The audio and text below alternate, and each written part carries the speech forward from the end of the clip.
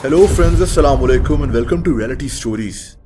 दोस्तों, 18 मार्च 2016 को रशिया के एक शहर रोस्टोव ऑन डॉन में काले बादल छाए हुए थे। हल्की हल्की बारिश हो रही थी। इस शहर में तेज हवा भी चल रही थी।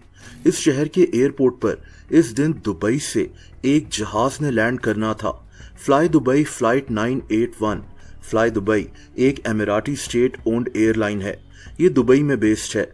एमिरेट्स एयरलाइन का चेयरमैन अहमद बिन सईद अल मखदूम ही फ्लाई दुबई का भी चेयरमैन है। ये एयरलाइन 2009 में शुरू हुई थी।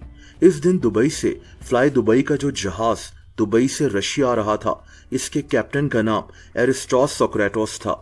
ये पायलट साइप्रस से था। इसको सिर्फ 1 साल पहले ही प्रमोशन देकर कैप्टन बनाया गया था। इसकी उम्र 37 साल थी।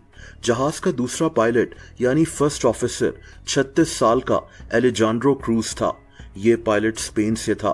दोस्तों, रात के 9:45 बजे इस जहाज ने दुबई इंटरनेशनल एयरपोर्ट से फ्लाई करना था और तकरीबन 1:30 बजे रशियन टाइम के मुताबिक रशिया में लैंड करना था। इस दिन ये जहाज अपने टाइम से 35 मिनट लेट फ्लाई किया था। जहाज में टोटल 62 लोग मौजूद थे। ये एक नॉर्मल सा सफर था, लेकिन इस जहाज की किस्मत में एक ऐसा हादसा लिखा था जिसने इन 62 लोगों की जान ले ली।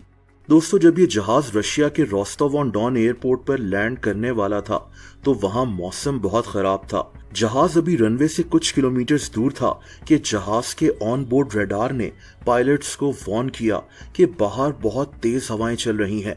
ये विंड शेयर वार्निंग थी, यानी हवा की स्पीड, हवा की डायरेक्शन बहुत तेजी से तब्दील हो रही है और इस सिचुएशन में जहाज को लैंड कराना खतरे से खाली नहीं होगा। इस वक्त विजिबिलिटी बहुत खराब थी। ये जहाज 15,000 फीट ऊंचाई पर उड़ रहा था। अगले 2 घंटों तक ये जहाज इसी एयरपोर्ट के इर्द गिर्द एक सर्कल में उड़ता रहा, लेकिन पायलट्स जहाज को लैंड कराने में नाकाम रहे। ये मौसम के ठीक होने का इंतजार कर रहे थे। इस दौरान 3 और जहाज भी इस एयरपोर्ट पर लैंड करने की नाकाम कोशिश कर रहे थे। एक जहाज एरोफ्लोट फ्लाइट 1166 तो 3 दफा इस एयरपोर्ट पर लैंड करने में नाकाम रही थी। इन तमाम जहाजों को करीब के एक दूसरे एयरपोर्ट पर भेज दिया गया था, लेकिन फ्लाई दुबई के पायलट्स ने फैसला किया कि ये इसी एयरपोर्ट पर लैंड करेंगे। इनको लगा कि अब मौसम बेहतर है और लैंडिंग हो सकती है। दोस्तों, 2 घंटे के बाद ये जहाज एक दफा फिर से लैंडिंग के लिए तैयार था।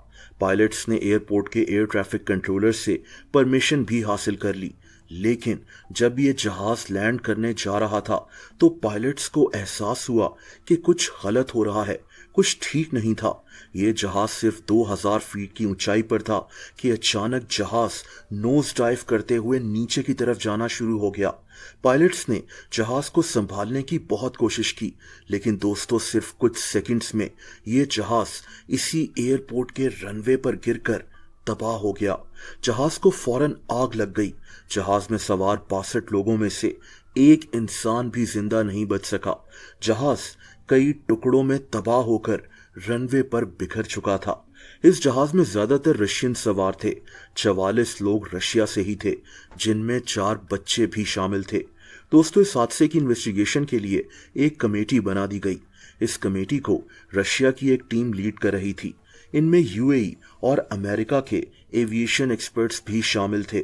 शुरुआत में यही लग रहा था कि मौसम के खराब होने की वजह से ये जहाज क्रैश किया है। ये एक बहुत बड़ी वजह थी। दोस्तों, तकरीबन 3 साल तक इस हादसे की वजह जानने की कोशिश जारी रही। जहाज के ब्लैक बॉक्स को भी रिकवर किया जा चुका था, जिसमें पायलट्स की सारी रिकॉर्डिंग्स मौजूद थीं कि हादसे से पहले इनके दरमियान क्या बातचीत हो रही थी। दोस्तों, 26 नवंबर 2019 को इस हादसे की फाइनल रिपोर्ट जारी कर दी गई, जिसमें यह बताया गया कि पायलट एरर भी इस हादसे की एक बहुत बड़ी वजह थी। रिपोर्ट में बताया गया कि पायलट्स जब जहाज को लैंड कर रहे थे तो ये सही फैसले नहीं ले सके। खास तौर पर जहाज के कैप्टन की तरफ से कई गलत फैसले लिए गए थे। हालांकि फर्स्ट ऑफिसर यानी दूसरा पायलट इसको बार बार इसकी गलती बता रहा था। ये जहाज जब लैंड कर रहा था तब ये बहुत हल्का था, क्योंकि इस जहाज में कार्गो का कोई सामान नहीं था। फ्यूल भी अब बहुत कम रह गया था क्योंकि ये जहाज 2 घंटे से एयरपोर्ट के इर्द गिर्द घूम रहा था। दोस्तों, उसी वक्त कैप्टन को लगा कि जहाज की नोज भी ऊपर की तरफ राइज कर रही है। हालांकि ऐसा नहीं था, लेकिन कैप्टन ने जहाज की नोज को नीचे करने की कोशिश की और इसी दौरान ये जहाज कंट्रोल से बाहर हो गया और क्रैश कर गया। रिपोर्ट में लिखा था कि कैप्टन शायद किसी इल्यूजन का शिकार हो गया था कि जहाज की नोज ऊपर की तरफ जा रही है। ऐसी इल्यूजन पायलट्स को हो जाती है। इसको सोमैटोग्राविक इल्यूजन कहते हैं। हालांकि इस फ्लाइट से पहले पायलट्स ने काफी रेस्ट भी किया था, लेकिन बाद में पता लगा कि ये पायलट्स बहुत फटीग का शिकार थे। गलती जिसकी भी हो, 62 लोगों की जान इस हादसे में चली गई। वो लोग जो अपने प्यारों के पास जा रहे थे, अब इस दुनिया में लौटकर कभी नहीं आएंगे। दोस्तों, एक और बात जो पता लगी वो ये थी कि इस जहाज का कैप्टन फ्लाई दुबई से रिजाइन कर चुका था क्योंकि ये बहुत ज्यादा फटीग का शिकार हो रहा था। इसने फ्लाई दुबई को ऑलरेडी बता दिया था कि ये मजीद काम नहीं कर सकता। ये इसके आखिरी 3 महीने थे जो एक नोटिस पीरियड होता है। इसीलिए खराब मौसम तो एक बहुत बड़ी वजह थी ही, लेकिन कैप्टन की फटीग भी एक बहुत बड़ा फैक्टर था जिसकी वजह से ये जहाज तबाह हुआ था। कैप्टन शायद इसी फटीग की वजह से उस वक्त सही फैसला नहीं ले सका। कई एयरलाइंस का स्टाफ अक्सर ऐसी फटीग का शिकार हो जाता है। डे नाइट शिफ्ट्स में इनको सही से रेस्ट करने का मौका नहीं मिलता, जो कि बहुत जरूरी होता है। कहते हैं कि उस वक्त फ्लाई दुबई का 50% स्टाफ इसी फटीग का शिकार था, लेकिन फ्लाई दुबई ने इसको रद्द कर दिया था। इनका कहना था कि हम अपने स्टाफ को रेस्ट का मौका देते हैं। बहरहाल ये एक इंतहाई अफसोसनाक हादसा था जिसने 62 लोगों की जान ले ली और इनकी फैमिलीज की लाइफ भी तबाह कर दी।